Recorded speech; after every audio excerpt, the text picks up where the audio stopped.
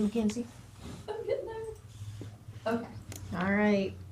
Welcome back, everybody. We're going to get right into our briefing, and we've got the famous Kevin Shutty here. Sometimes infamous, depending on who you're talking Depending on to who and what you you're talking speak to. about, right? Good morning, commissioners. Great to be back with you for our quarterly update from the Economic Development Council. So, Karen Leaf and Tiana Dunbar are hard at work back at the office, and so I'm here to just provide a few updates for you on things that we've been up to over the past few months. So, a big part of our responsibility is business retention and expansion. And so, as I mentioned when I was here in January, our plan was to get back to more routine, regular in-person business visits throughout the community. And so we are back to doing that in full force. So far, year to date, so as you know, we have to provide some metrics back to Commerce to justify our ADO spending and funding. And so our report out to them that's going this month is going to show that we've completed 90 BRE outreaches to local businesses. So with a limited staff, they're doing a great job of getting out there and talking to those business owners. And a lot of that is in person. Some of that is phone calls, email, all the traditional and non-traditional ways. But it's good to have those connections with our business community. And ultimately, what we want to do is we want to try to put them in a position to be successful. So trying to find them different resources and new revenue streams and things like that. So we're hard at work on that. We also connect them to different programs to help with training opportunities. And so year to date, we've had 3 businesses complete the winter session of the Scale Up program. So this is offered in partnership with Thurston EDC. So they work with their team down there on that.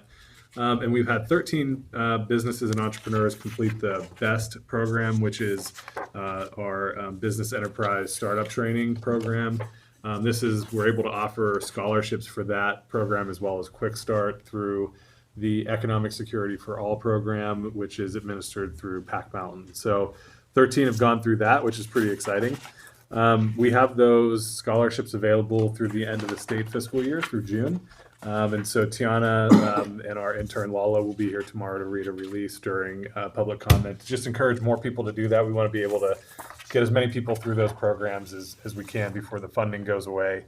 And the challenge is it looks like some of those programs might be on the chopping block at the state level. So it's critical that we get people in and through while we have the opportunity to offer those for free to them. So that's great. And then also on the expansion side of things, we've submitted 3 site selection inquiries or proposals for site selection inquiries through Commerce so far this year. So those things take a little while to work through the pipeline. There's a high level of confidentiality that's asked of us through Commerce, and so can't provide a whole lot of details. But just know that when there are proposals that come through the Commerce network and we're responding to those, we're looking for ones that align with with our community and what would make sense here from an economic development perspective.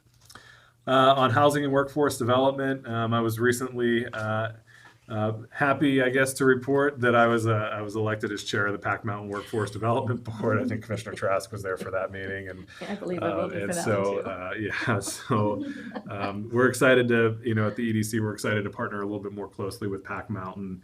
And so that'll be for the 26-27 board year. So that won't get started until January. So there's actually quite a bit to learn, though, between now and then about how the organization operates and how we can help make them be successful.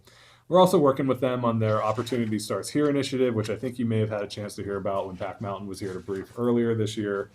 So they have actually been to the Shelton Mason Chamber of Commerce's lunch last month to presented to our board. Commissioner Tarswell was there for that last week as well. And then I'll be attending the National Skills Summit out in Washington, D.C. in May to continue to kind of figure out how Pac Mountain can be more effective here in our region and in Mason County in particular.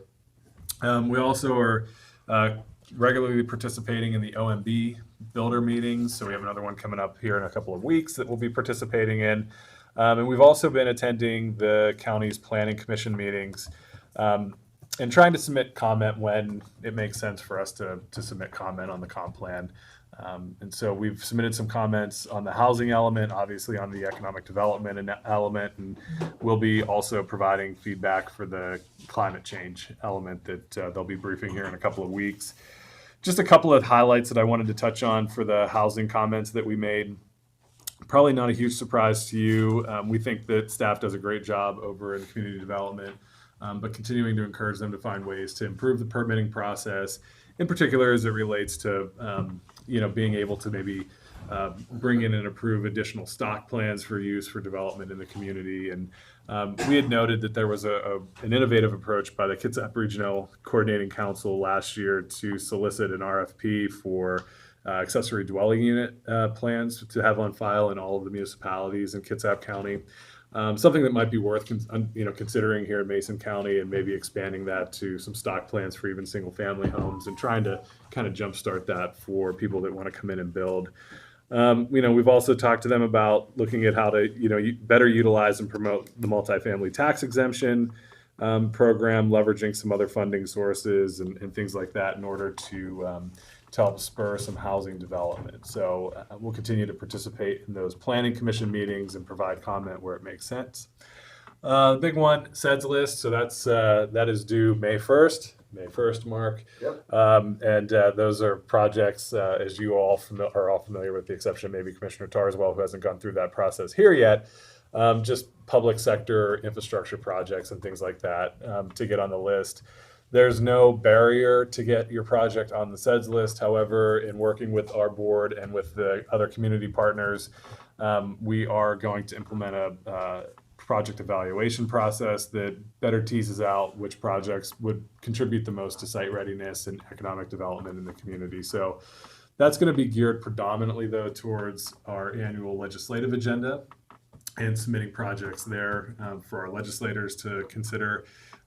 As well as I think the county may be having a conversation here in the coming weeks about utilizing 09 funding to help support projects in the community. And so that's where we see the scoring, kind of trying to lend a little bit of help to that process versus a barrier to getting on the SEDS list itself. So we've also been hard at work supporting other applications for funding in the community. We helped the city of Shelton submit a federal DOT grant project for their crosstown trail. That's kind of up in the air with some of the federal uncertainty right now, so we won't know much about that potentially for a while. But we've also helped PUD3 submit a curb application for their Belfair substation expansion. And we've been active during the legislative session in support of PUD3, PUD1, the county, and the city of Shelton's legislative requests. And we continue to help support the Mason Lake feasibility study. Then just to kind of wrap it up, a few things, just sort of miscellaneous to keep your eye on. Our state funding is at risk. The governor had proposed about a 50% cut to state ADO funding across the board. Just to give you a kind of sense of how much ADO funding makes up of the state budget, it's about $5 million out of a $71 billion budget. And so it really makes sense that would be a place that you would try to save. But what we're really kind of concerned about is the effect that would have on smaller rural ADOs that don't have the local support that the Mason EDC enjoys. So we're actively working with WIDA to try to get that funding to at least remain at 2023 level of that $5 million statewide. So we're continuing to work on that. Sounds like maybe special session is a likelihood. At least one special session is a high probability, but we'll continue to advocate for that funding. Our cluster study is wrapping up, and I believe we've scheduled May 12th to come in and brief you all on that. So thank you again for the ARPA funding to make that happen. We will get that project done and get those funds all spent out before Jen's deadline. So we're excited about that too. And so we'll be back in May to brief on that. And then just mentioned already the comp plan updates and everything that we're doing on that side of things. So if there's any questions for me, I'm happy to try to answer them. I know they're only working on it now, so can you keep track of the RFP for the ADUs? I think From that's Kitsap? Yeah. I think it's an extremely important aspect if we get an opportunity to see what that's like, copy and paste and see what we use. They've already done it. still have to go through our folks and stuff, but Sure. you already know how I feel. We Mhm. need to streamline all that stuff all the way Mhm. through. So if Yeah. you wouldn't mind keeping a tab on that and For sharing sure. that with us as you Mhm. go. How much money goes through the ADO process through Mason County currently? What is it? Is it So the- biannual? Yeah, so it's a biannual. I think the 23 level was at like 75,000 from the state. Yeah, so potentially 50% of that. So, and there were a couple of competing proposals. So you had the governor who had the deepest cuts at 50%. Senate Democrats were at the 23 level. House Democrats were less. They were about $1 million less. And so was Senate Republicans. So definitely some negotiations that have to happen, of course, over the next few weeks down in Olympia. But I think there's just a general concern about what that would mean. The governor's proposal would take ADO funding back to 2005 levels, which is really even kind of hard to imagine. We're a state that ranks third from last in business climate nationally, and if you cut this funding and you cut funding for other entrepreneurial and small business support programs, it kind of compounds that problem. And so we're concerned big picture. I think we're in a great position here to weather a little bit of a cut for sure. But if we're talking about a 50% across the board cut, that's devastating, not just to us, but it's devastating statewide. And it's, our organization take that out of the equation and start to think about what that means for small businesses and entrepreneurs. Well, Washington in the State community. was always missing that part Yeah. for the state, unlike every other state. Yeah. So The agreed. sad part about it is it's probably about 45% of our general fund budgeted revenues come from sales tax. So, Mhm. any new economic development in terms of business climate that we could bring into Mason County is beneficial on a number, more than just one area, right? Sure. Get property tax as well as potentially some sales tax revenue. Yeah, so hopefully more to come, and I'll be able to provide some updates via email between now and the next time I'm with you as things change. But suffice it to say, the county's been really good when I've asked for Mark or Deb to engage with our with different committee work and stuff like that. They've been really good about signing in. WIDA has like all the different associations, they have their own approaches to things, and they have their folks that they like to have testify regularly. So we're not always looking for people to testify, but we're always looking for people to maybe sign in and support before that hearing to show where we stand on it. So Mark's been very responsive on that. Oh, good, good. Take a look at 5804 if I could get your support Sure. for them not diverting money away from Public the Works public Board? assistance. Yeah, and that's They're hitting it hard. 5804. 5804. Yeah, so and that was on our legislative agenda. That was protecting the Public Works Trust Fund and CURB were both priorities for us. I was with Representative Couture last week talking about projects and those funds, and the frustration on that is real. And I think the big concern that they're working through is, and you're probably hearing this a lot too, is from people that had projects funded, under current money. If that fund gets swept, does that mean their projects are also in jeopardy?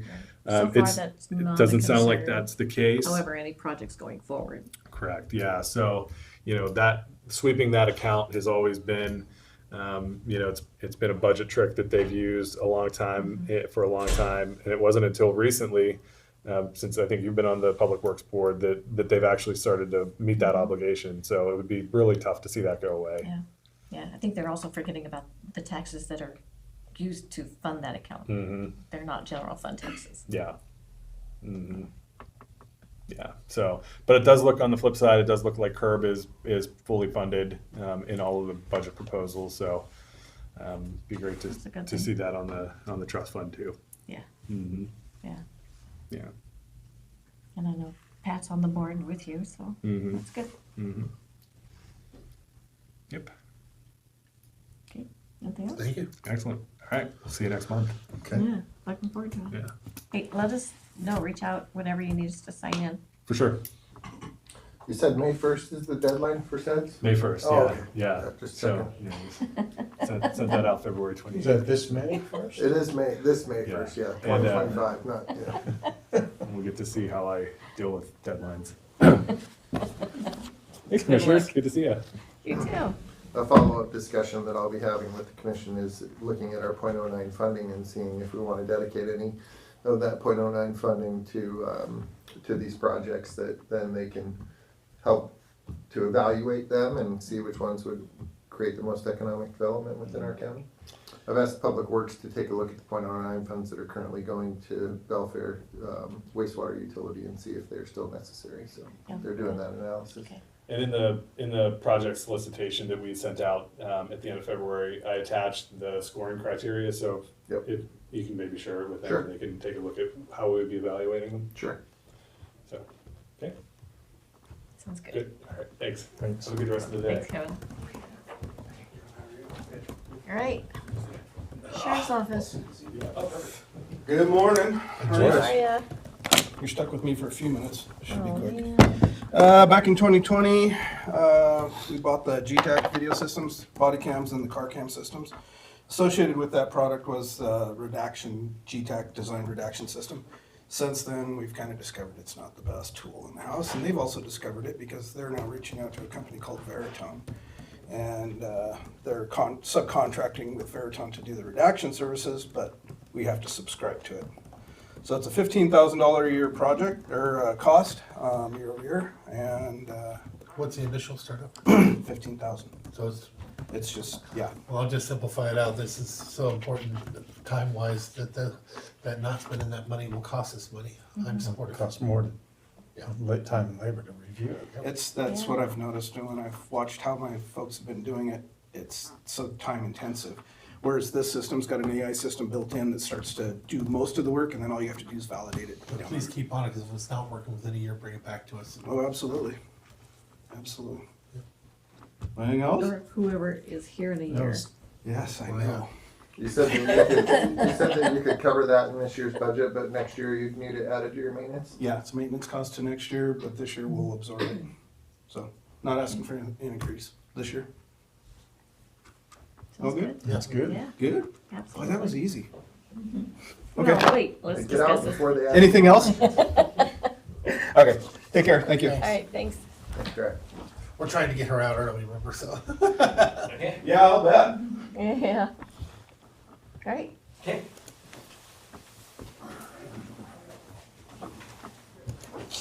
Checking off the Morning. boxes.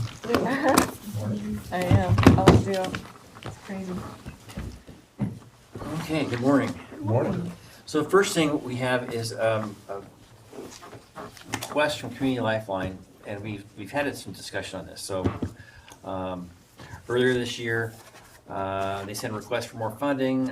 I said, no, because of a number of things, and they've asked to appeal that, and we ran this through Tim this week, and he says, well, it's not really an appealable thing if it's based on contracts. And So this Melissa, is, right? you kind of want to pick up where I'm going? Yes.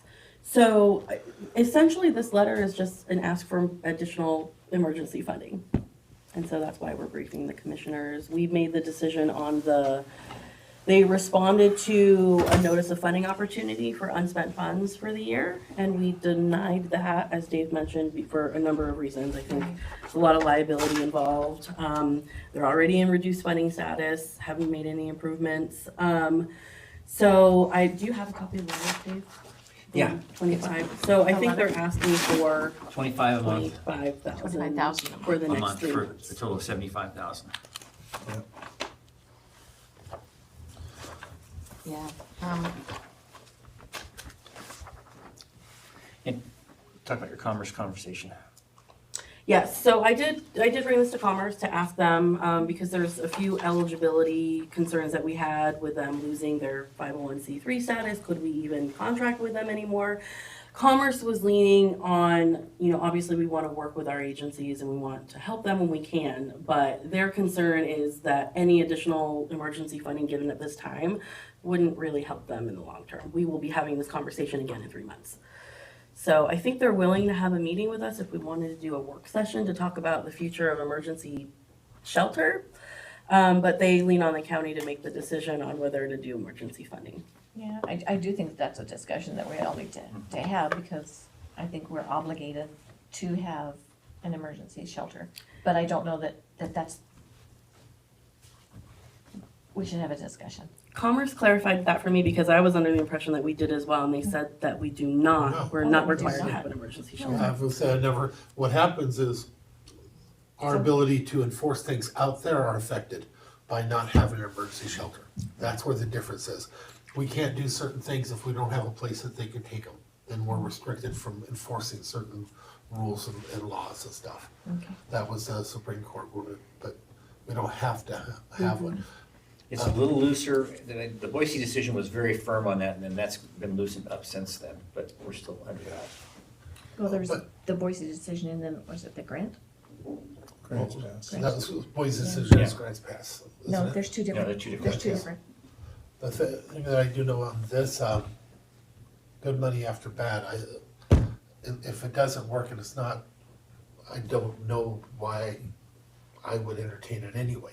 I need to make sure that whatever money comes out, and I'm just one person, but I have a feeling we kind of all worry about money going out for no benefit and not getting the required, responses back that we have to show that the money is spent appropriately, because we do have to answer to the auditor and the people, but the auditor itself will come in after us if we're given money and we're not State getting auditor. the stuff that is, the state auditor, that is required in order for us to show that the money's going for the right purpose. I don't worry about the 501c3 thing, that doesn't bother me at all.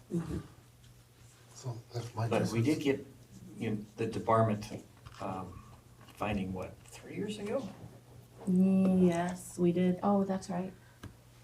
which Right, it because is that now was- in that all was of our language. contracts. And there was language about debarment, so Right. if there's, if someone's been debarred, then we're not allowed to enter into a contractual agreement with them. Yeah, but that's not what you were just talking about earlier, though, was it? Have It they- is actually an additional point, That's so. an at additional the- point, but yes. that's not, okay, so I'm still on the same page with That what would you be were saying. initial eligibility to contract with them, Yes. but at this stage, we did have an understanding at the time that they submitted a response to the NOFO that they were debarred from federal funding. I think it was paused. They had funding from HUD. They were unable to draw down funding from that grant for a period of time. I think it's been turned back on, but I don't know the details of that. Well, we need to find, well, I haven't heard anybody saying they wanted to move forward anyway, but, we need to find out before we ever, if we did decide we want to move forward, we have to make sure that they're not, or that's turned back on. And that's part of our, right now, our RFP process that we're going through to get all the rest of the contracts ready to go for July 1st. Have to make sure that debarment is in there. Not only is it in there, but that we've actually sat down and researched and looked them up online to make sure that there's no debarments. And that's for all of our subcontractors. Yeah. No, that part I'm aware of, so- but if you already know that they are, you have to make sure it's turned back on before, but I'm not bringing it forward anyway, though, so what's everybody else doing? No, not at this time. I mean, I want to help, don't get me wrong. But I think it's gonna need more discussion. Helping, I want to put all of our nonprofits on the same line. And so far, I don't know. I don't feel comfortable. Well, we Doing that, expect yes. that they would, somebody make a case to show that their money's gonna go Yeah. exactly how we expected, and that'll have the benefit that expects, not just, Right, well, I understand times are tough, but that's not a reason why to give out money, because they're having a hard time. right, even after Aaron's presentation too, or their presentation that, what was it, last week? Last week. Last week. I don't have a whole lot of confidence that things gonna happen there, so. I don't either, but I missed the presentation last week, so Slacker. I'll have to. Well, I think they have some pretty large financial obligations outside of any contract with us, that they have failed to follow through on, and when you have those with the federal government, then the federal government gets a little bit upset, so. I would imagine that I would agree with your concerns in terms of, sustainability of the organization as we go into the future, and are you throwing good money after good things, or good money after something that most likely is. I think the bigger question that I would have is, we have some time, right, because we're coming into the summer months, where we don't have super cold, inclement weather, that the emergency shelters were designed for. I believe that even Community Lifeline in the past only operated for a certain number of Yeah, months out October of the through year. April. That's what they were supposed to. And so I do think that, you know, looking forward to October of 2025, I would hope that there would be another option for individuals during that time period. And Pat, just to throw this out there, I asked a specific question that has me where I'm at right now. My specific question was, in those penalties and back tax and everything else, what was the number? And the number was around 400,000, which I don't know. They never showed us how they could stay afloat. So we could throw money and that just goes into the debts or whatever that can't keep them open, because we don't have anything like that. I don't see anywhere where they're getting 400,000, except for Well, maybe they by had- selling property. And I believe that that was their only option. And I don't know how you stay afloat if you let go of your capital facility. So again, to give money to something, and it's nothing personal, this is the same I would do to anybody in every other organization. But 400K seems impossible for them to reach, and I don't know how they'll survive it. I hope they do. I wish them all the luck in the world.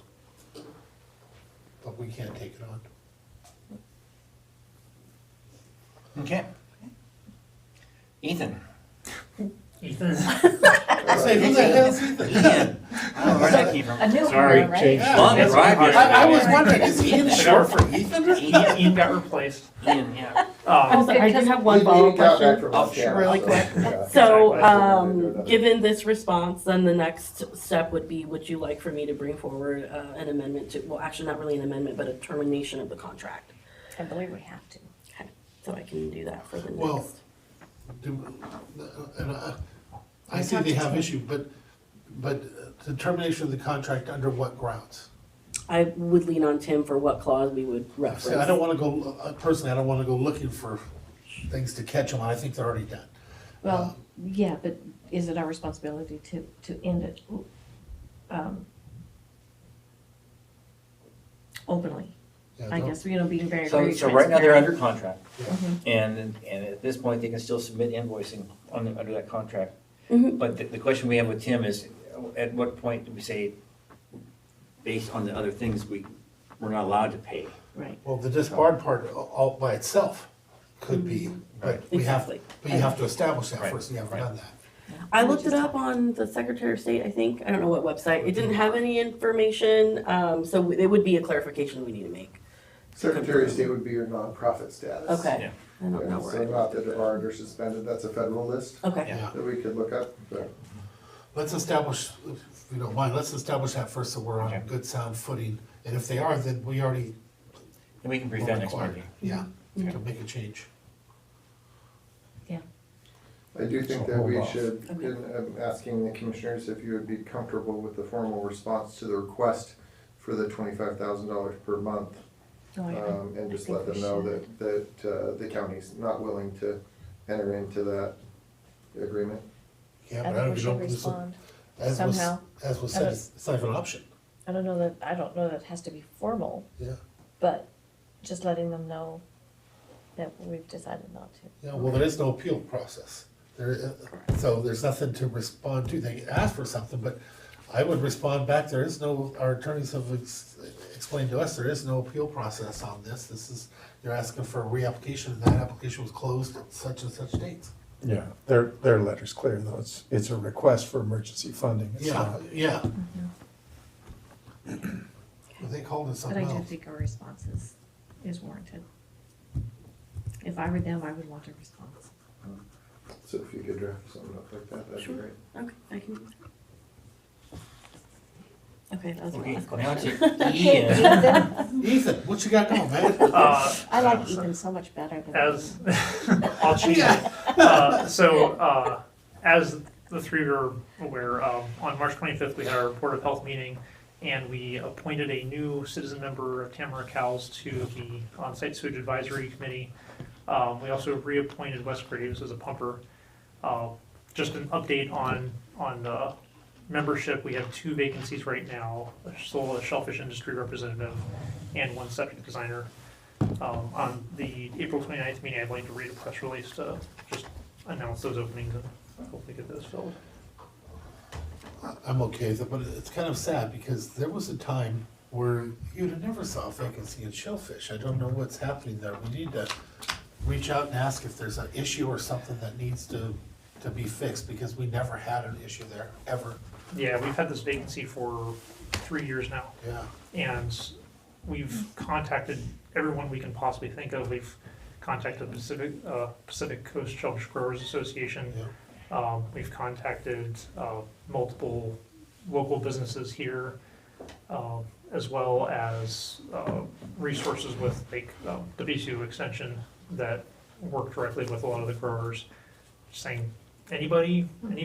Apparently at one point, the Pacific Coast Shellfish Growers were debating who would get sent forward as a representative, but we haven't heard anything from them in a while now. There's been no movement. We thought we had a taker with someone from Taylor Shellfish. We're gonna keep pushing on that one, because that was the only one where they said, well, yeah, maybe, send me the application then. Between Taylor and Seattle, they always had seats filled, even on our planning commission, everything. Back in the day, they were. Yeah, we have 2 of their members on our Clean Water District Advisory Committee.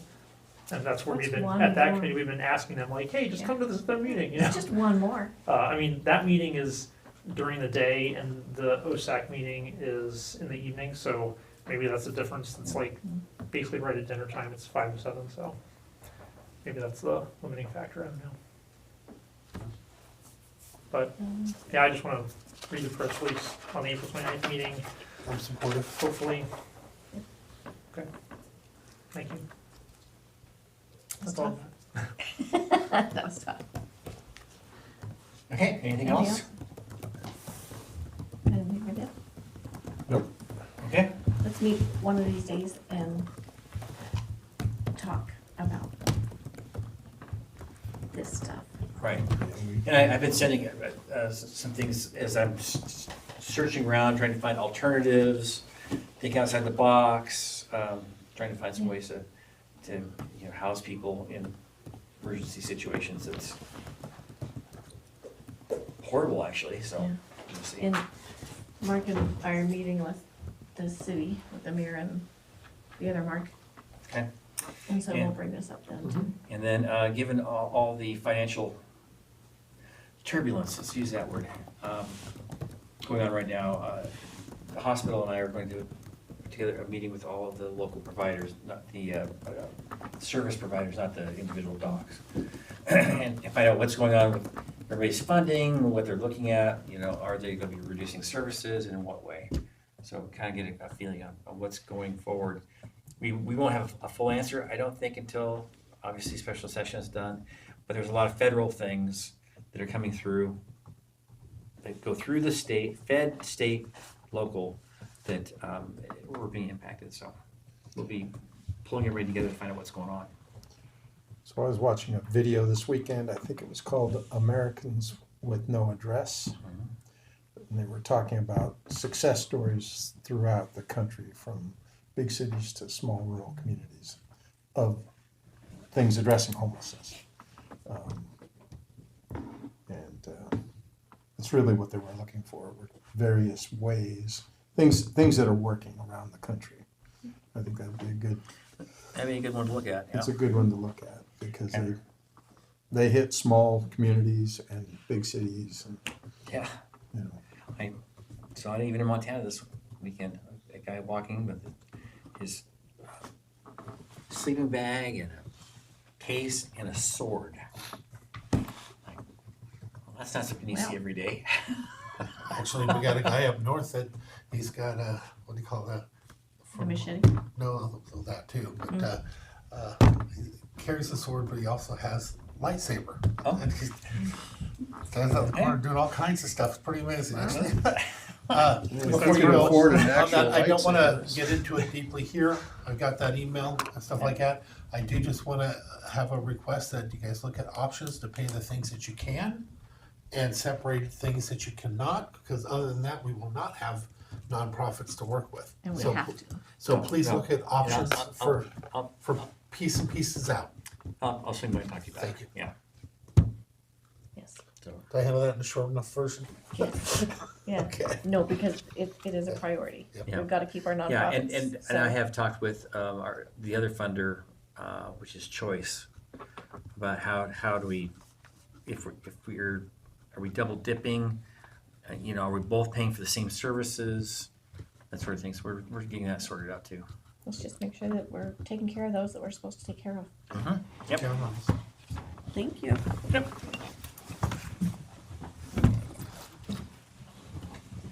Okay, Mark. Alrighty, so Mackenzie, you're up first for our first two items. This is really handy. I got my own walking table. Oh. Oh, makes it much nicer to carry things. Not that you're. It does make a nice tea. Let's go there. So the first thing I have is we do have a vacancy on our Mason County Law Enforcement and Firefighters Disability Board, our left board. It's for the member-at-large position. The previous member-at-large, Sylvia, is interested, so I did have staff ask her to. I got you. Thank you, Mark. Have her send in a letter of interest. That way we can look at reappointing her if that's something that Yeah. that board would like. And because it's the member at large, just put it out there for everybody to see what interest there is.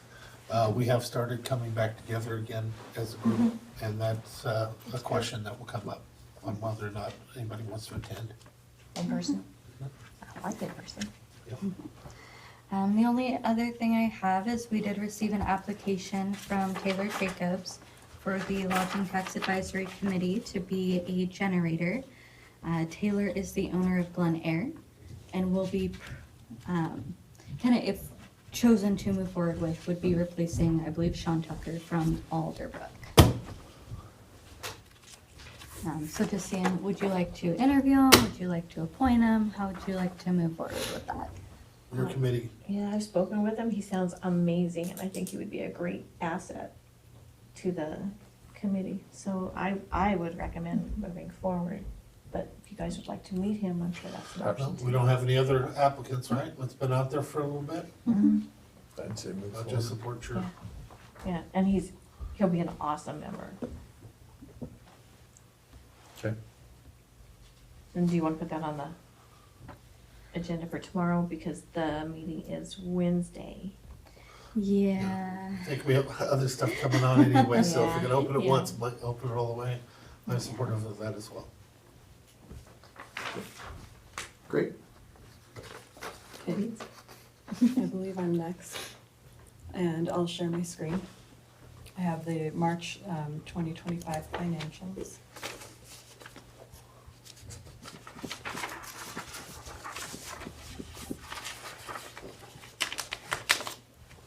And before I start, I wanted to review the follow-up items that you had asked about last month. So the passport revenue in the auditor's office, that was asked how much they had received. So we budgeted $42,000 for the year, and so far through March, we have received a little over $28,000 in passport revenue. And I'm sure a majority of that is, it'll probably slow down after May when The real ID. yeah, when the real ID goes into effect. I think that's May 1st is when that's, you're required to have that for airline travel. That would be my guess anyway, so, but hopefully we'll, continue to It see. seems like a lot that we budgeted for that, because I don't remember the other house it was at, bringing it. We budgeted 30,000 for the actual passports, and then the passport photos was 12,000. So that's part of it. So the actual passport revenue is a little over 20,000, and then the passport photos is almost 8,000. What I That's mean only is, through March, right? yeah, what I mean Yeah. is, do you remember why we Chloe. chose Oh. that number? Because the years before, there was nothing to build that number off of that way. So. Yeah, I'm not sure. I know that we, in the past, at least I think we had budgeted about 30,000 in revenue, in passport revenue. When it was with the clerk's office? Yeah. It just didn't come in. Mm-hmm. So we Yeah. just kept, I see what you're saying, so we just kept what it had been historically, it hadn't been reached in the past, now it's being reached and, okay. Yeah, excellent. I think so. I'm Well, not that makes sense. exactly sure how That that does make sense. came Yeah. to be, but Well, and I also thought Auditor Dunkel reported to the commissioners that, that they were having a lot of individuals come in that, to get passports. Individuals from other countries were coming in to get passports for For legal documentation. legal documentation. Is that what he said? Okay. yeah. So, So maybe just the political environment right now Yeah, is really encouraging people to come in and do some of that too. So that may be I think it's another both. change associated with that, Randy? Yeah. I was more surprised that we put it that big in the budget. That's what I was talking about. That's great. I don't know, I couldn't remember a single time where we usually try to Probably do never things hit that off of a 3-year average, and Yeah. that would have been, what, $12? Maybe Well, we'll. we really didn't have a program until Auditor Dunkel picked it up. We really didn't have Well, I mean, for a while there, we didn't have any. no, but we were promised, not from the person who's in there now, I don't want to throw anybody under the bus, it was from the time before that, in order to bring in more revenues and to give more revenues in the budget, we were promised a certain amount, and that's probably what it was at the time, and we just let it continue all these years, because then it went to a different person, and nothing happened even before that person. And so- Gotcha. So one of the other follow-up items was the total auditor's revenue. So the decrease in 2025 overall is basically due to the elections, and I think it has to do with the fact that this year is not a presidential election year, and last year was. So I think that's the difference there. And next year will be different again. Yeah. Yeah, election cycles are very different, right? So how many of our local organizations actually have items on the ballot? You know, that they get a fee associated with each one of those elections that they run. So if we have 6 or 7 elections within a year, then you're gonna make more in those years than if you only have 2 or 3. Yeah, the election services budgeted in 2024 was 340,000, and in 2025 it's 175,000. So that would be the difference, I would think there. And then community development was the other question. Their revenue is down in 2025 compared to 2024, and that I did talk to Kathy Chazé about that this morning, and I will let Kel speak to it in more detail, but basically the housing development revenue is down this year. And ARPA is also a factor. Last year we had received 32,000 at this time, and this year, of course, there's no ARPA revenue in that fund. So, Yeah, that 30,000 is a drop in the bucket in comparison here, what we're talking about, 18% versus 33. Could have been from a big project or whatever, but, Well, remember, and we had quite a bit of development going on up in Belfair yep. beginning of last year. Yep, yeah, hopefully. But that's we'll get that continued again. for this year, they built the other departments and the housing. Yeah, but I continued think through they this got year. most of their permits last year, Randy, so I think they're almost built out on the Yeah, houses. no, they did get their permits last year. Yep, okay. yeah, and again, I'll let Kel and Kathy speak to the major differences in that fund, why it's gone down. But Actually, I think we just explained it. Yeah. yeah, Here, you want me to do that now? sure. Sure. And Mark is correct, it was the permits that came in at the beginning of last year for both the apartments and Lennar housing. Yeah, that's what I figured. Now, the one thing that I worry about, though, is this is still based on percentage of budget. So are we way over budgeted this year? No. And, you know, I could talk to Kathy further, but the way she explained our budget to me is it's not I mean, we're still doing good and in that we don't have anything at this point in time that causes us any concern going forward for the year. Okay, Kathy's incredible, if you haven't worked with her. Yeah. She's pretty darn And good. typically, she's very Yeah. conservative with their revenue and their expenditures, and they typically come in way over on their actual Yeah. collected revenue than what we budget, so. So she's saying, don't worry, I believe her. So overall, in current expense for the revenue collected, we have collected so far through March, 10,153,000 compared to last year, 9,858,000. We're at 22% or 23% of our budget this year compared to 22% of our revenue collected last year. So overall, things seem to be looking okay consistency-wise. And the treasurer's revenue detail, we have collected so far this year through March, 6,485,000, closer to 6,486,000, compared to last year, 6,117,000. The major differences here, surprisingly, I mean, our interest income is down. This year we've received 470,000, and the interest income last year at this time was 636,000. So it's actually down, but where we're up is on sales tax. We've collected 2,368,000 this year compared to 2,243,000 last year. Our PUD privilege tax is at 962,000 this year compared to 861,000 last year. City county assistance is up at 334,000 this year compared to 219,000 last year.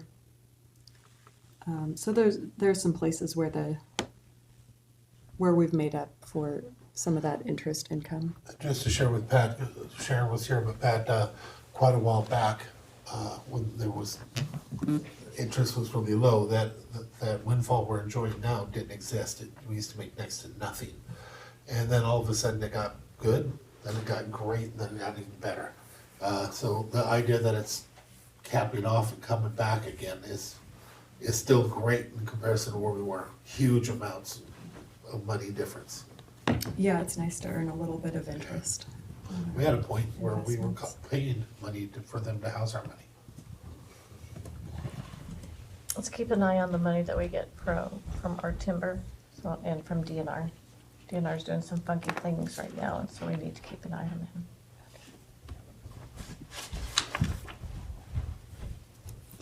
Okay, so moving on to the current expenditures. So far through March, we have expended 12,540,000 compared to last year, 11,415,000. We're at 22% of our budgeted expenditures this year compared to 22% last year. So so looking very consistent in our budget that way. And stop me if you have any questions along the way. The special fund 6-year comparison through March, the community development revenues again, looking down from last year was so high at 905,000, but looking at years, the previous 4 years prior, we're looking pretty consistent there, so.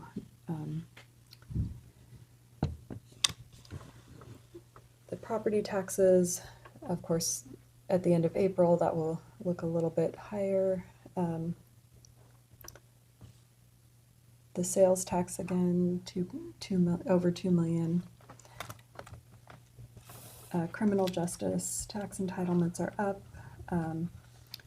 Rural sales and use tax is up. Filings are up. And then lodging tax is a little bit down from this point last year, pretty flat there. And then REIT is up a little bit. And I expect that it'll be a little bit more in the next couple months. It's usually, 2 months backwards. Things just started moving again a little bit, but we don't know what's gonna happen. The sales tax, here's the detail. So we have consistently over the past 3 months received a little bit more than we did in the year prior during that month, so that's a good sign. We are projected right now to receive close to $10 million if things continue on the way that they have. So that's looking good to me. Can you At this show, maybe get another page or something we can see, so we can see the running total of the months that we came up short last year? So we Oh. can compare it.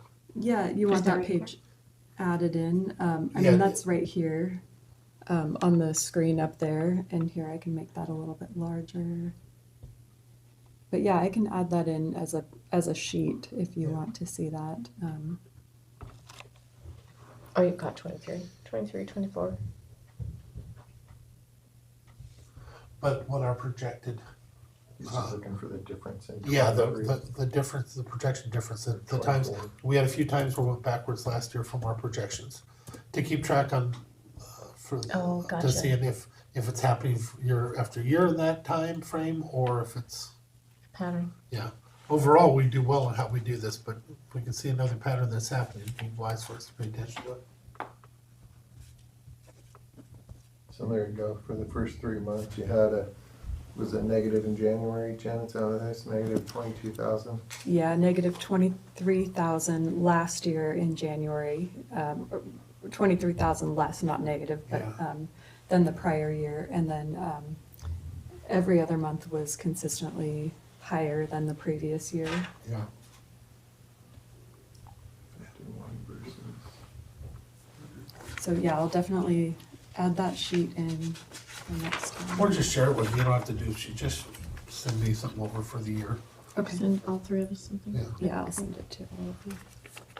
So you don't want it in month to month? I don't then? care, yeah, I just wanna see what it looks like over the last couple of years, so I can have it in my head, Okay. which times to worry about. And if you figure out when, sometimes you figure out why, and if you figure out why, you can keep it from happening, or help Plan it. for it. Okay. The 6-year financial recap. So our cash balance in current expense is $24,476,529 at the end of March. And up above here is all of our reserves. Our current unreserved cash is about $4,300,000. Our total budget, again, we have received 23% of our budgeted revenue in the general fund and expended 22% of our budgeted expenditures through March. Our special fund cash balances are, at the end of March, $64,341,784, and that is up in total for all of our special funds over the previous 5 years. So Jen, could you go back to that 6-year recap real quick, please? sure. Just wanted to point out something here, that when you look at the total, so as of March 31st, 2025, general fund operating reserves of 12.2 million. That's based on a calculation, is that correct? From the Yes. previous year expenditure? That is the That's why you see previous it more year's expenditures, which were $48,917,407, and that's times 25%. So I mean, that's an arbitrary number. I mean, the 25%, I mean, it doesn't have to be that Right, high. is that within our financial policy? I was gonna say, it's not an arbitrary number, we Well- established it as our policy. Our financial policy says between 15 and 25%, I believe. So that's the highest that it needs to be.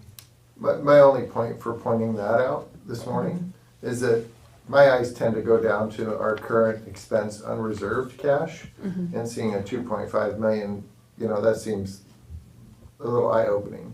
But just want to recognize that there is an additional $1 million sitting up in the operating reserves line. Okay. So, Well, and one, on the positive note,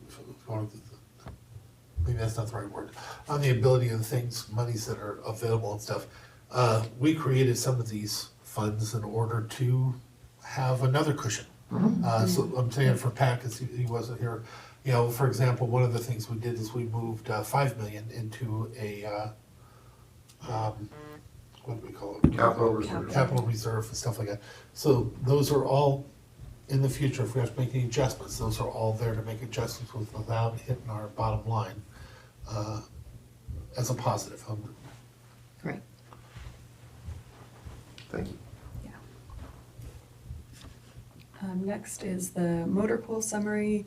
So we have expended through March 419,000. Our total budget is about 2.1 million.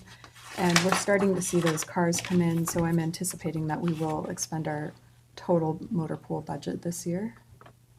But we've saved so much money over these years since we moved to do that. Yeah. And don't worry about our people out on the roads and stuff Yeah. either. Yeah, and the intrinsic value of having the motor pool is worth Yeah. way more than, it's nice that we're saving money, but yeah, the safe vehicles Yeah. is worth a lot. Yeah. And that doesn't Yeah. show up on paper. Right.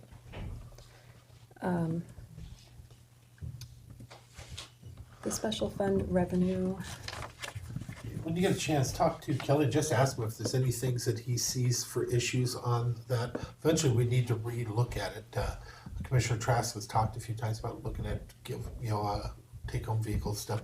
We should look at everything as a whole, and he'd be the one to talk to find out if there's ways that we can clean up some of that, maybe not cost us so much, or if there's things we need to adjust to make it better for everybody.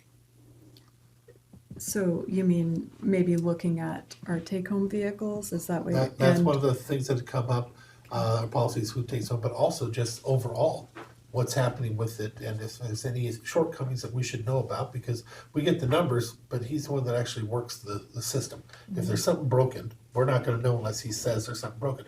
If there's something that's working well that he would like to invest more into, because it has been such a great cost savings for us, we should have that conversation and find out. Do we have excess where we don't need excess? Yeah. Yeah, we talk about it quite a bit, Kelly and I and Chief Dracobly, about the vehicles and what we can do to improve. And Kelly has mentioned that maybe having more of the motor pool vehicles, instead of having them assigned to specific departments, having like a shared vehicle, maybe moving towards that somewhat. So that is an option for So it's sure. not department heavy, it's just all inclusive. But we can adjust that by just adding it into their budgets. They're already paying for it through their budgets, but we can give them a certain dollar amount and bill it out, basically.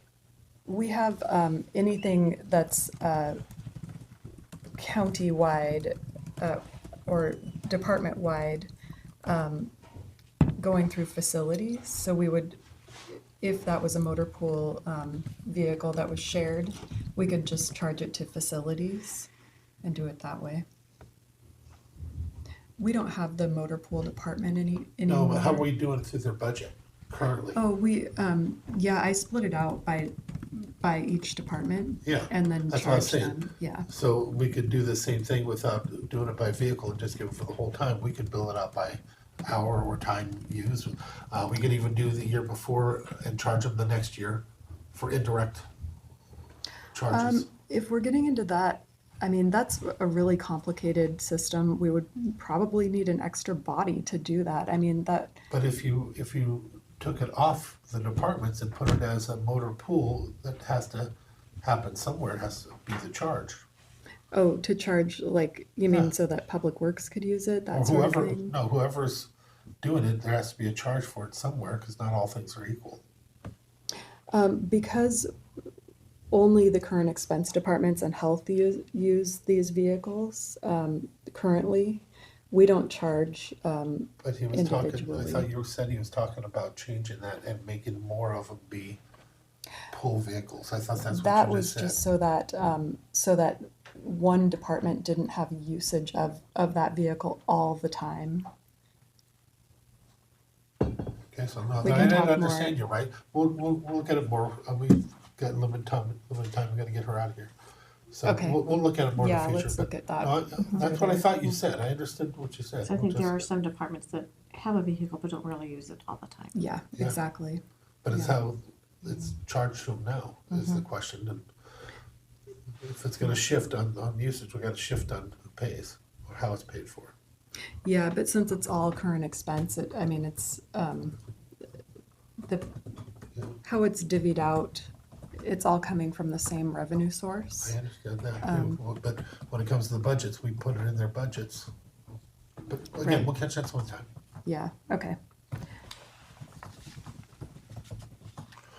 Man, I wish I did. So on the special fund revenues, we have received 11,602,000 so far through March. And last year we were at 16,585,000, but we did have like the Belfair sewer.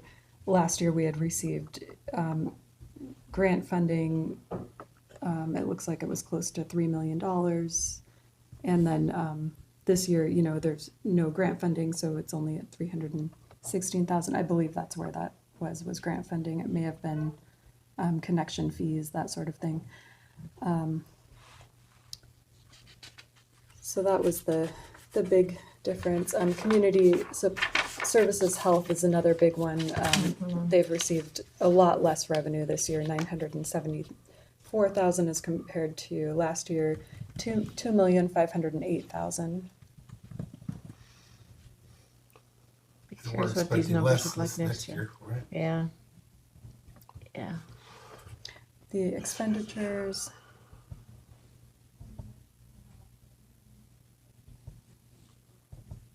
Sorry, I have to make my cells a little bit wider. Okay, so the expenditures for the special funds, we have expended so far this year 11,023,000 compared to last year 12,678,000. For the county debt, through March, we have $16,859,386 in county debt. So, That's really good. I mean, relatively. what was that? It's really good relatively. Yeah, we do really good on our debt and our, where our capacity is. Our remaining debt capacity is over 200,000. So, 200 million? or 200 million, yeah, thank Yeah. you. So that's a low number. Yes, sorry. Yeah. I mean, just talking to other counties, hearing where they're at, we are blessed. Yeah. Did we have a big increase when we budgeted on what we thought we were gonna get from REIT? Because those numbers aren't jiving with the numbers we have on the graph. It shows a big decline in revenues for REIT.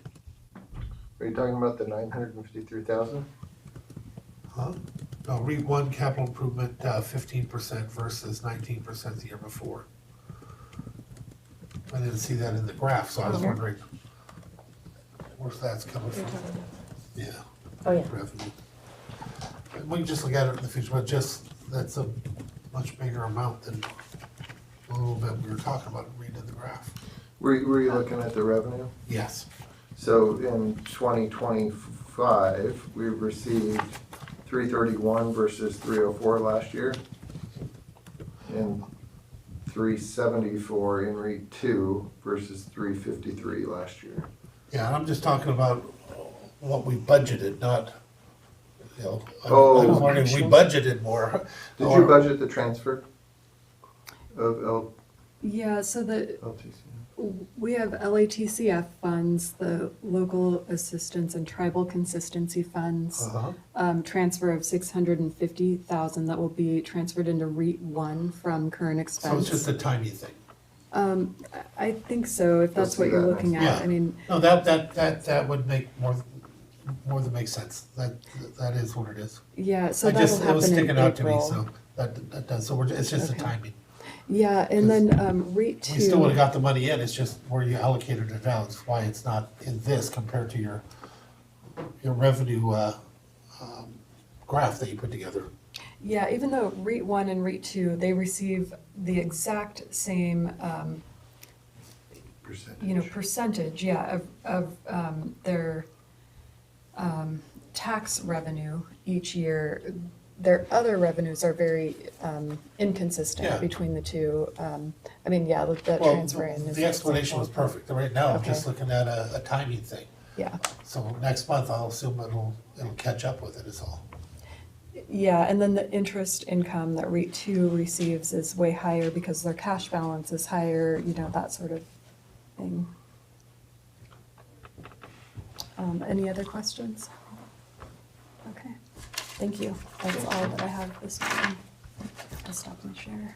Alrighty, John, you wanna jump right into rubber mulch? Sure, good morning, Commissioners. You had asked me to do health research on mulch, so I did that. And the common perspective is that chips would be the best, so I did research on chips as well, because I heard that there was a question, the difference between non-processed chips and engineered, so I provided you that research too. There's a distinct difference between the two. Yeah. And the reality is, although they're cheaper, they're much more dangerous. So our recommendation is we stay with the chips that we have as opposed to moving on to anything else. Because even when we look at the most expensive option, which is the rubber mats, they're still rubber. So they're still gonna emote something from that, and they're still chemically based. So it's, I did want to clarify for the commission that we had some citizens come in and talk about, our wood products industry. We have a lot of byproduct from the wood products here. I did want to point out that the chips that we put into our playgrounds is not bark dust that we get that we could get locally. It is a specific type of chip that doesn't give slivers, actually has a little bit more cushion. And yeah, so they're definitely different than what we could just pick up from any one of our places here. I received some samples of products that were recommended, and it was, I don't know if you, in the past when I was a kid, I think my parents made me spread bark around the house, and I had so many slivers that it killed me. This bark reminded me of that bark, so yeah, I don't think we'd want to put that underneath our swing sets to have kids jump into, but the chips that we get here and that we put into our playgrounds are specifically for that. And I appreciate them bringing it in and their thoughts, but the one thing you've learned in all these years is if it's, the smaller the particle, the quicker the rot, basically. And once rot begins, it quickly moves amongst other things, since it holds moisture and so it rots other things to it.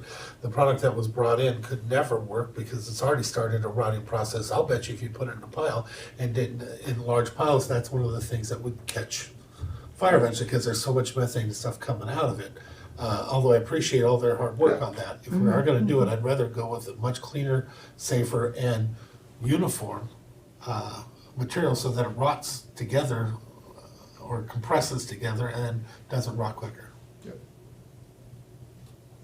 can see the trauma on your face, Mark. I can see the trauma on your face. Yes, oh my gosh, I was abused. Even I've made the mistake of putting my hand in beauty bark to spread it, and it's like, oh, I will never do that again. Yeah. Never. No, it's not fun. So real quick, I'd like to jump into administrator updates. I do have an item that I wasn't able to get into your packet today, but would like to discuss. And Tanessa, I've asked Tanessa to come. So Tanessa went and met with the EDC Hi, last Vanessa, we week. never get a chance to say anything. Yeah. Hi. So Tanessa went and met with the EDC last week because they're looking at options for funding. If we're looking at the feasibility of purchasing Mason Lake. So we've asked the EDC to help us try and find funding opportunities that are out there, and they've came forward with one. It just, the timeline for turnaround is end of this week. Yes. So can you give a little bit more information on that? So this opportunity is the community project funding for the 6th Congressional District. So we would be making a request. The specific grant is the Economic Development Initiative, which is funded through HUD. This would be a big swing for us, requesting $7.5 million for the purchase, with some contribution from the county, possibly through the LTEC, and possibly leveraging RSO grants, as well as a possible contribution from Green Diamond. So now, we don't have the feasibility yet back to see if we're gonna even do it, but we all know, we've been around long enough, if we don't start the process now, we won't get it the next time around. We may not get it this time, but most likely won't, but you have to get in the process, so I'm supportive. I'd like to see us move forward with it and try, and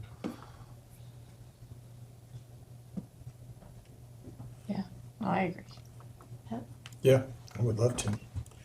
thank you. It would That'd be be awesome awesome. to get Mason Lake.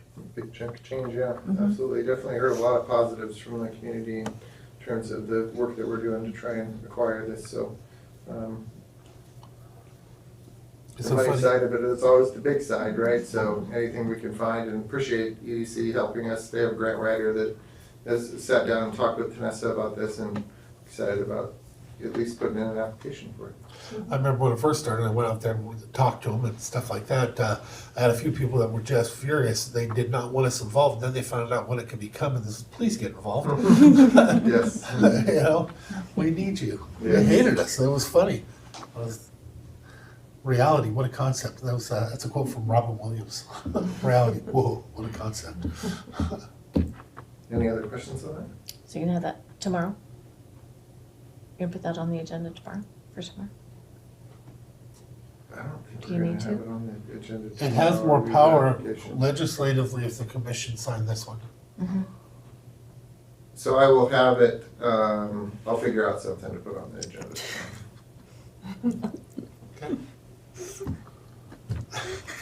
And then I have one thing more. But this is due like this afternoon. I'm trying to figure out how to finagle that one. Depends what it is, because Interesting. Mark might be, Yeah. what do you got? So there's a letter that Turning Point has requested us to send. However, it does have our sheriff sent one Friday, so I appreciate him so much for doing that. But it's a request from, again, our congressional district for emergency shelter funding, so things that Turning Point does. But it has to be quick, a quick turnaround. So end of business day on Monday. We have a template. If we can go forward with this, either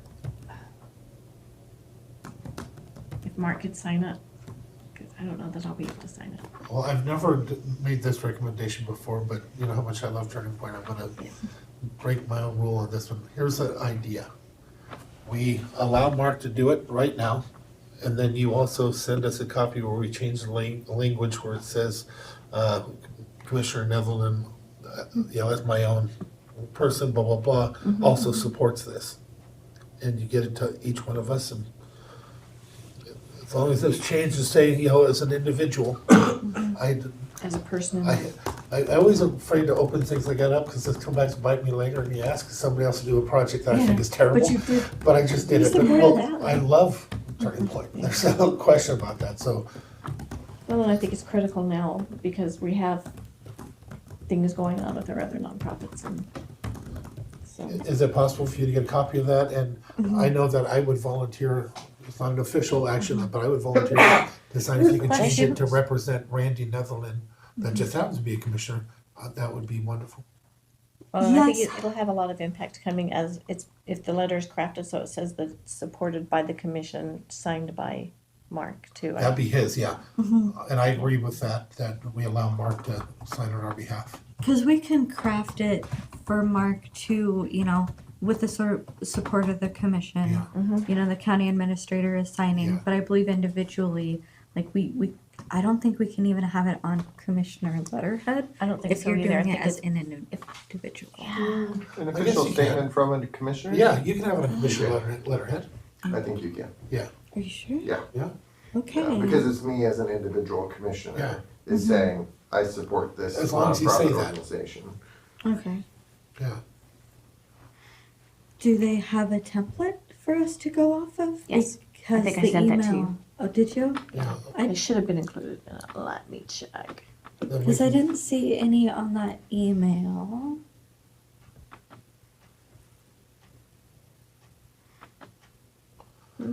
For laughs though, let's add it on for advice and consent, for Mark to protect his rear end in the future for tomorrow's meeting. Okay. So it's actual official action on it. I do not see it. I'll get it. I'll get a Approve copy. your signature. Okay, if we can get a copy Yeah.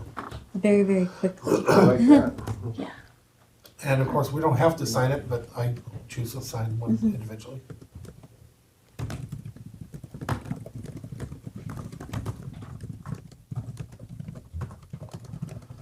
Okay, anything else? I don't have anything else.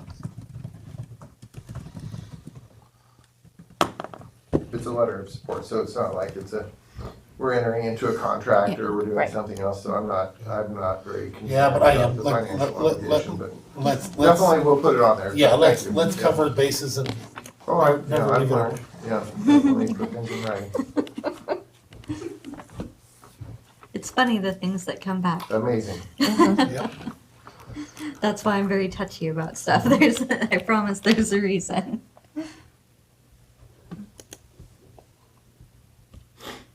So, anyway, okay. So that's all I have. Oh, here it is. Would you find it? It's funny that wasn't attached. Yes, I'll forward it to you. Okay. Okay, anything else? Nothing from me.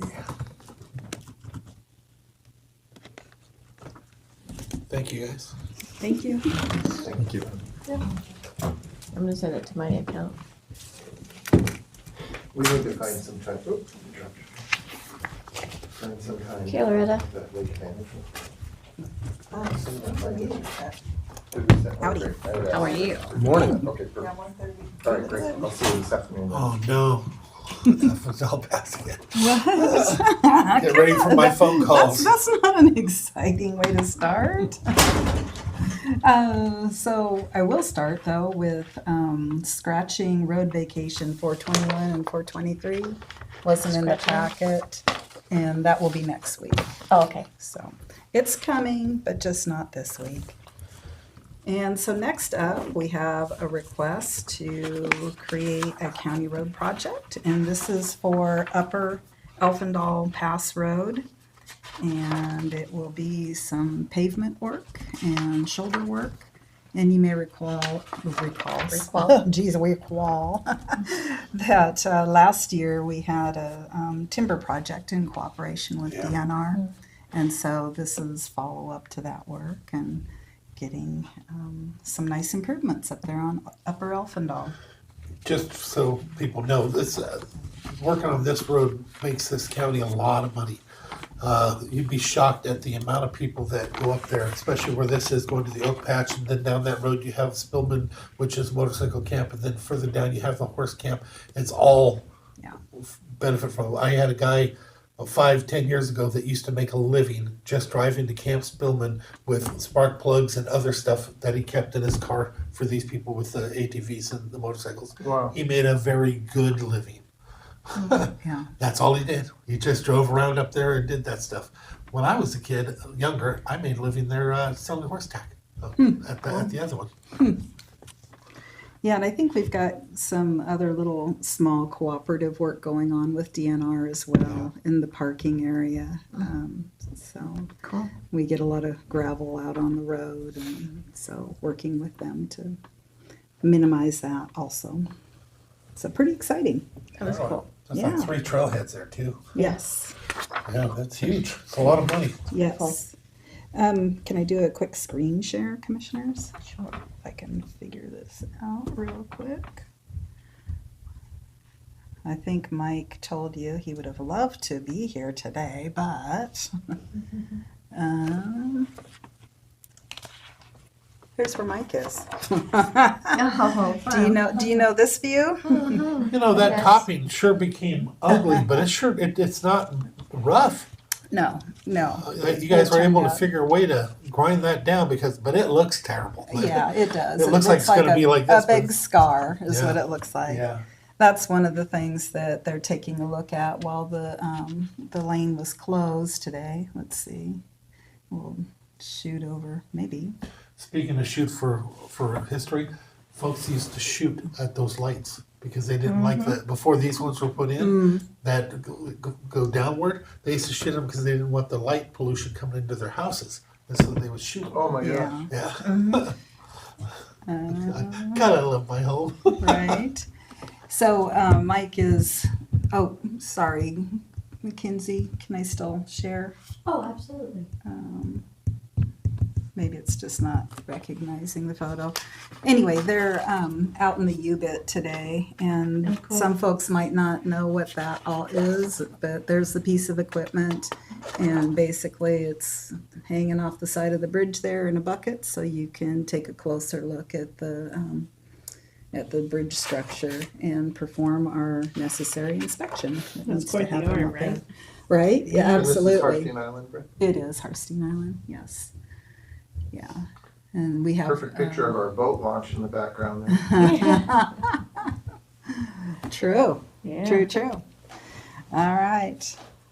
So that's that. That's the exciting thing that's happening this morning. So next up, commissioners, I saw that, I'll jump to the old Olympic. Was the map what you were looking for, Commissioner Netherland? Yes. Does that help tell the story It of does. where we're doing the work? Yep. Okay, perfect. All right. There's quite a few that will benefit from that. Oh, yeah. Oh, absolutely. So I want to remind you that it's kind of important that you give the opportunity for the commissioner, in particular one commissioner, to be able to have some type of thing out there before they start doing the work. Oh, with public? Just Yeah. to say, hey, we're gonna Yeah, come and and visit. because Sharon's is so close, if you decide to do two, then I need to be there as well. If we're gonna do it, we do it as a commission, or Yep. do it with just Pat, but I'll leave it up to you guys on how to do it, but we wanna definitely get out there so they know that, that they're important.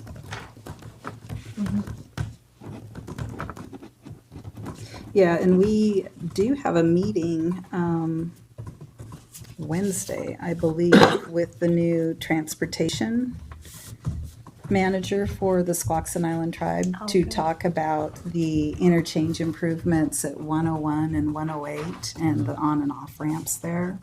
So we'll certainly be talking about this as well as part of things that are going on in that vicinity. So that's Good. exciting. Yeah. Good things. So exciting. Yes. Okay, so SEDS, the exciting SEDS. I heard Kevin Shutty giving a update on that and a reminder about the deadline. yep. Yes. And as part of that, we wanted to touch base with you commissioners about the Public Works SEDS laundry list before we go off and start submitting projects, and make sure that we're on the same page about what projects and what priorities you want to see. Where do we want to focus our energy and attention? So I appreciate having some time this morning to chat with you about that. And also Tanessa took off, but I reached out to Tanessa and she's kindly offered to assist with filling out whatever projects we are submitting, because it's no small thing. No. In the packet, you saw what the scoring rubric was. So we've already put that attached to some of the projects, so we've got an idea of where the emphasis would be in terms of scoring as well. So that's great and really helpful, and kudos to the EDC for providing some more detail and guidance on the application packet itself. So that said, what you have in your packet is the public works projects that were on the list from Is the it prior possible to year. make it smaller?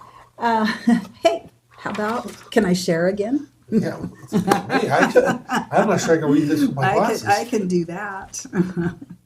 If I can find the right happy list.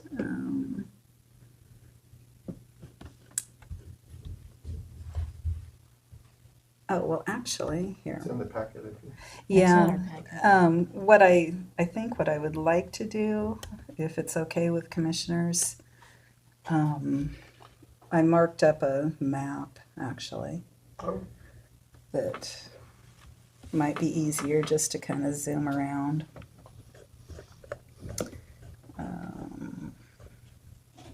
All right. What's the difference with the ones that you have lines through? Those are the ones that we're scratching off the list, Commissioner. So you have two that you're bringing forward, Um, trails and Romance Hill Connector. And then also kind of a And the whole ones laundry down- list of other The ones down below. projects. Yeah, Oh, sorry, didn't see that. that's okay. I had it blown up too much. 'Cause I know. Okay, so up on the screen, right now it's kind of zoomed out. I'm focused on the Belfair area. We'll kind of start north and then migrate our way through the map. So a couple of potential projects would be in terms of the transportation side. So you see this purple area right up here. One is what we call Log Yard Road West, and that's upgrading this to basically freight standards because this leads to rail. And the idea is that this is a multimodal connection. So that is one. And then the other is Log Yard East. Sorry, I might have those flipped around. But that is one of the identified connectors to the freight corridor.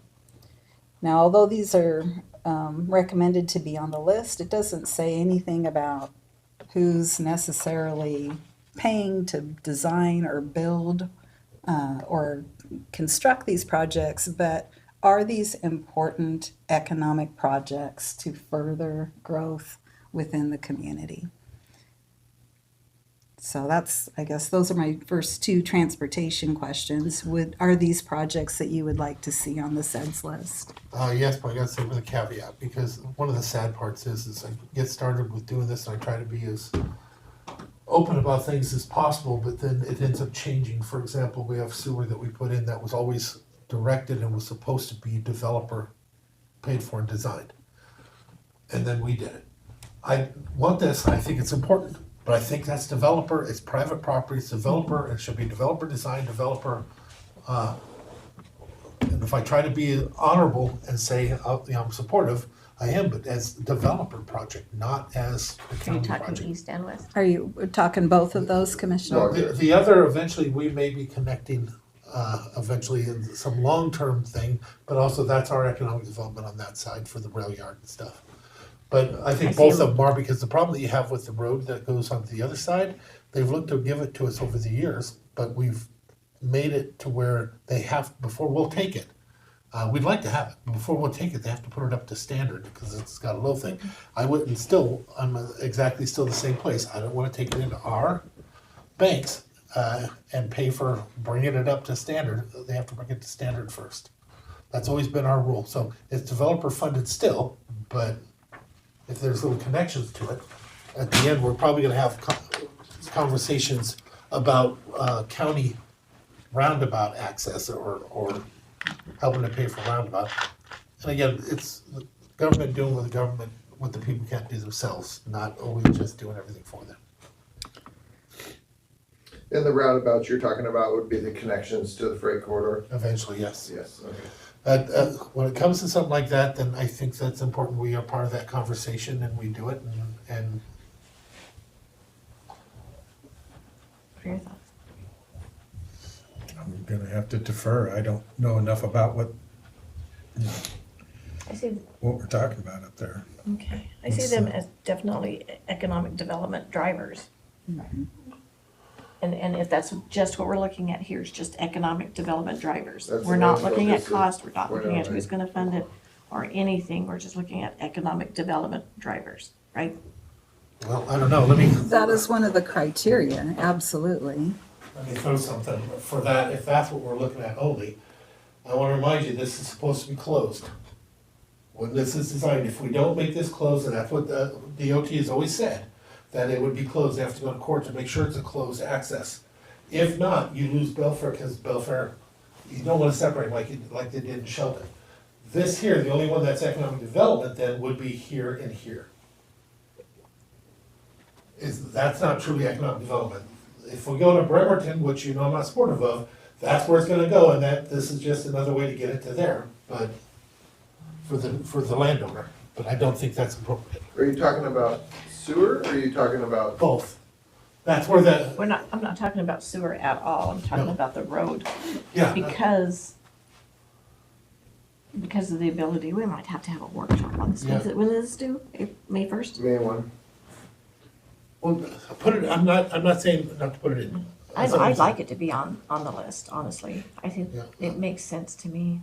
Well, there's 2 planned connectors, Right. Yes. and you are correct, Randy, I have seen them say this is a closed freight Yes. corridor.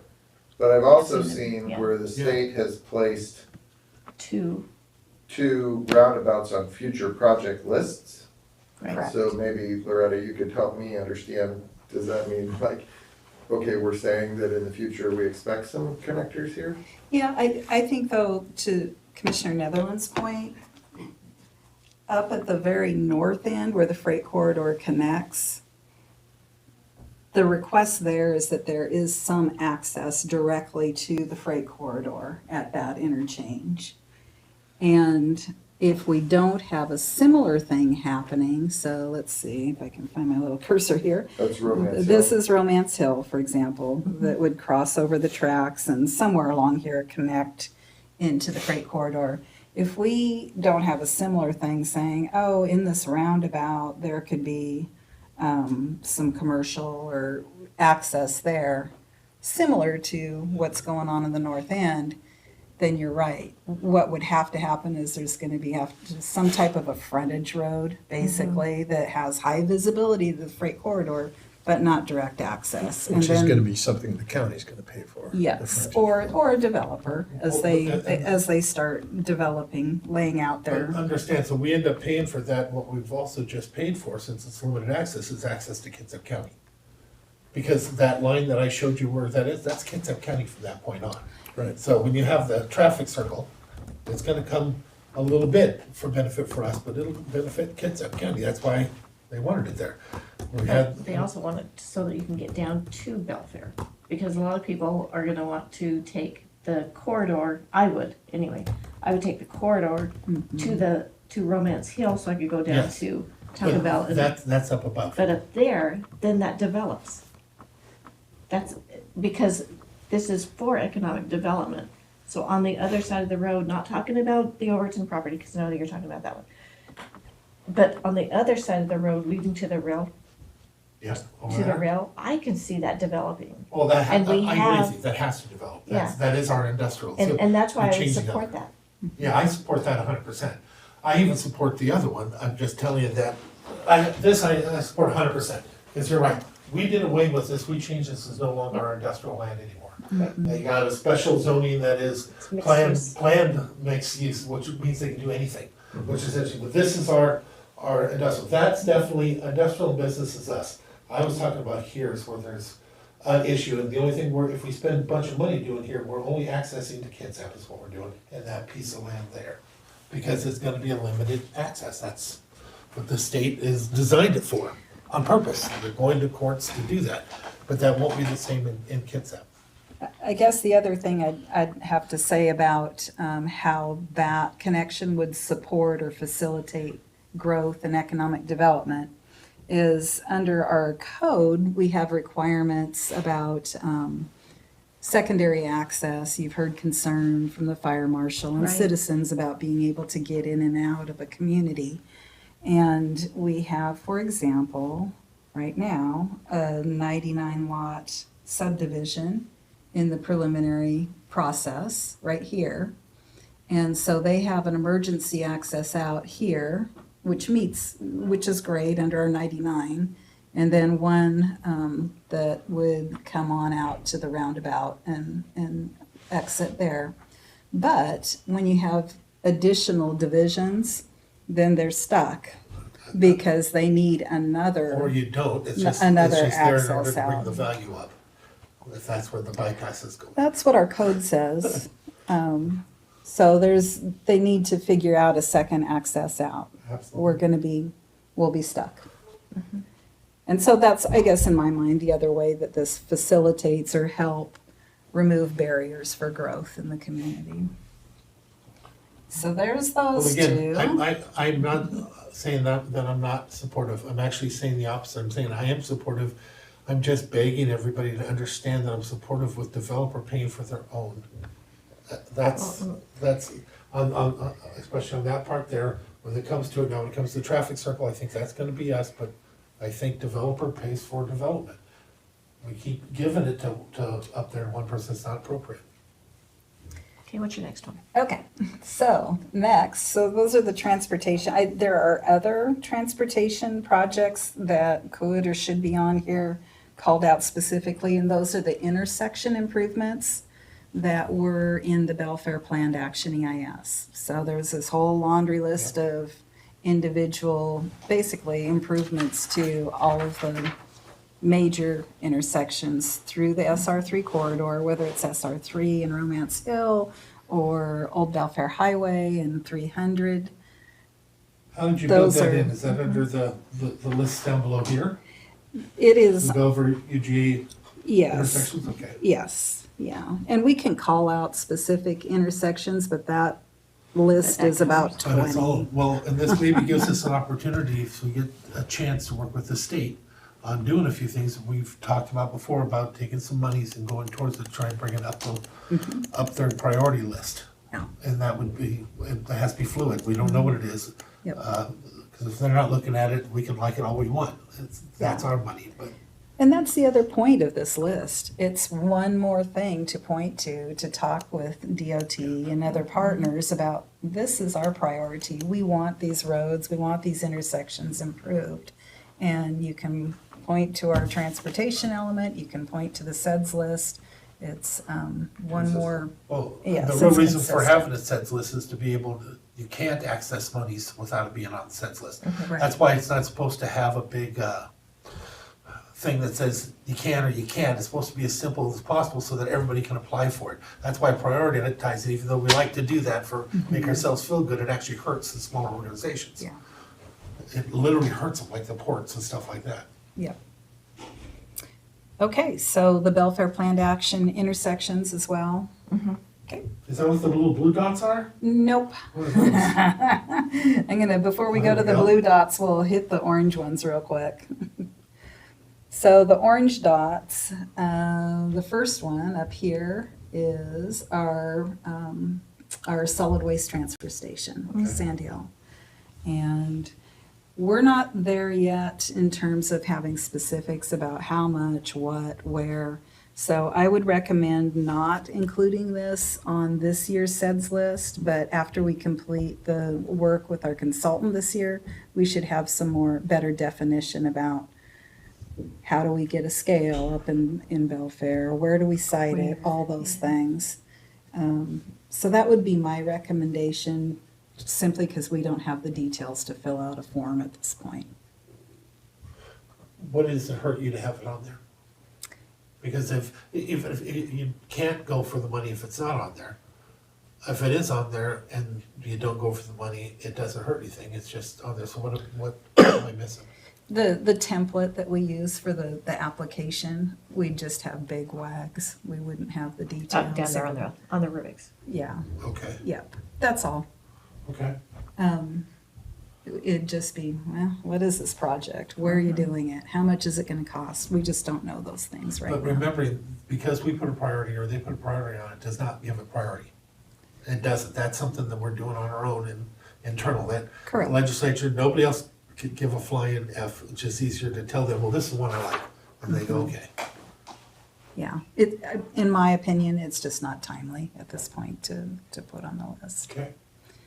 And similar situation here with the Belfair shop. So we know that we want and need facilities up in Belfair. But again, we're not quite at the point where, what type, where, what does that facility look like? So I would. Can we ask you to be ready for this next year? Yes, yes. Yes, we can.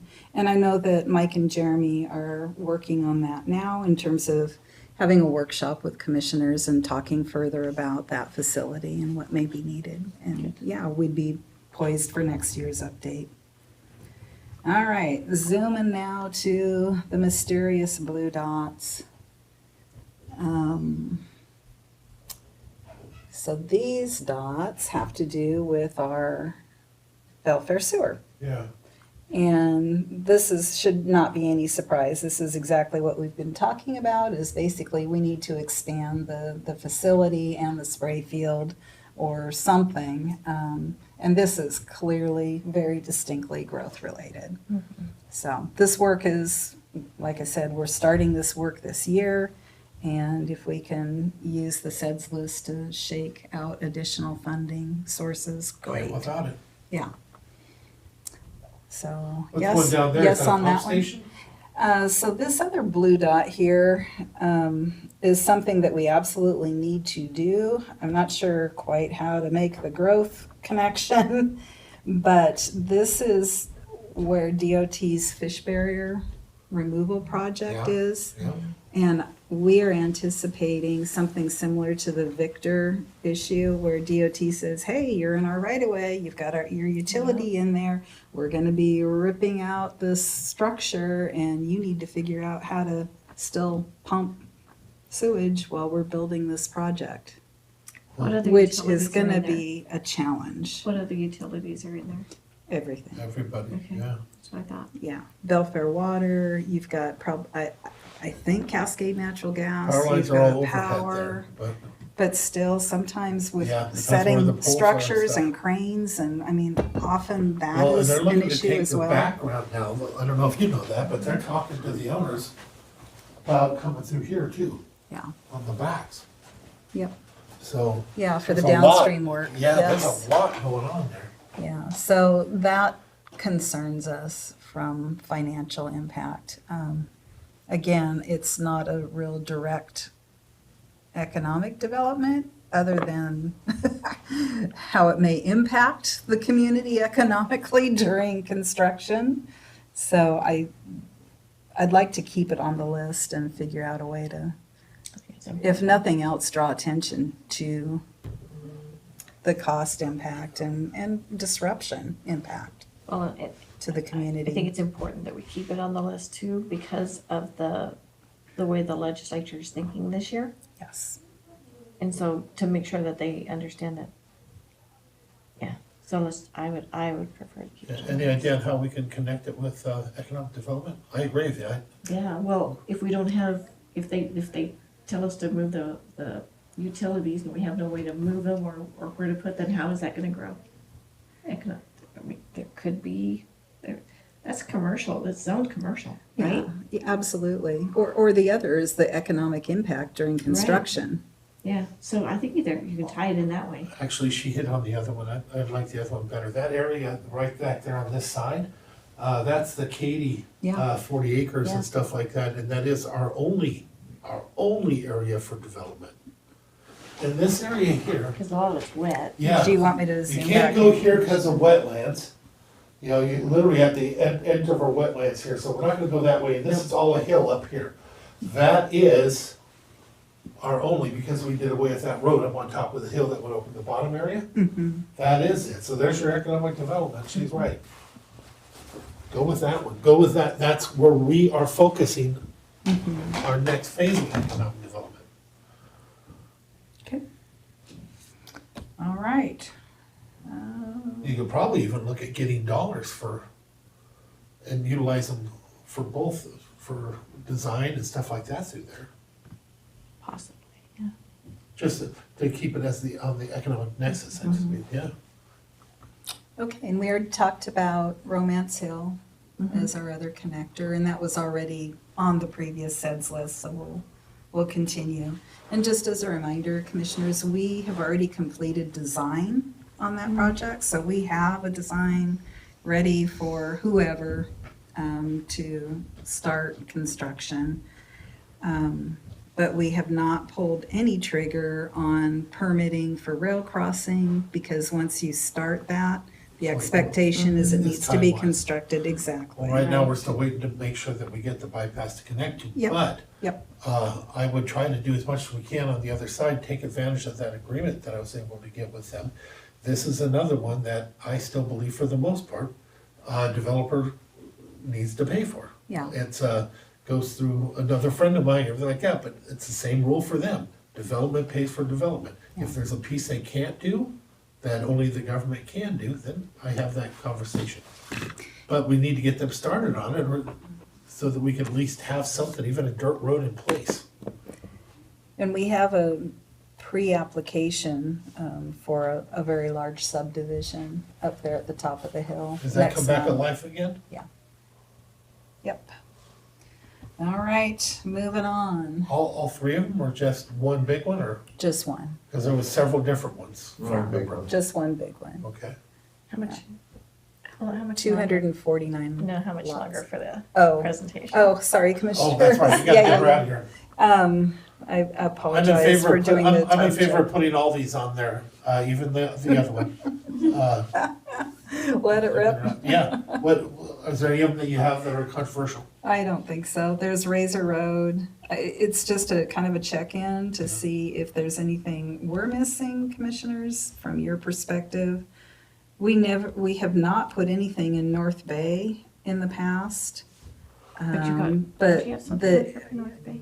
yeah, but the intersection improvements, Eventually, On we the have to North look at Bay, that right, for a traffic so- circle and stuff too. absolutely. Because we can't take advantage of that, but if you're not ready to do the other one, you're probably not gonna be ready to throw There that now. on. North Bay we can in And then Allen. And it's on the list. Yeah, throw it on there. Yes. I would keep it on there. If nothing else, we don't get anything for it, but at least it's on there. Lakeland, Evans was, I think, the other, or excuse me, anyway, there were 3 intersections identified in our Allen transportation Throw them plan. on, if they're already on there. Okay. And then the North Bay facility itself, the Dan treatment and Travis plant. both live there. I know, So- and they had tried to advance Yeah, projects as well. I know they have, but if it's not on there, they can't, so let's. Yep. Okay, and then North Bay facility, same thing. It's important, it's not timely. We're wrapping up or working through the facility update plan right now. There will be growth-related projects, and I would ask that we have those on next year's update. If you can't get it on this year, I'm supportive, but if you can, put it in. Okay. And I think that's about it. Commissioners, we already talked about down at 108 and 101 in the Camilchi area.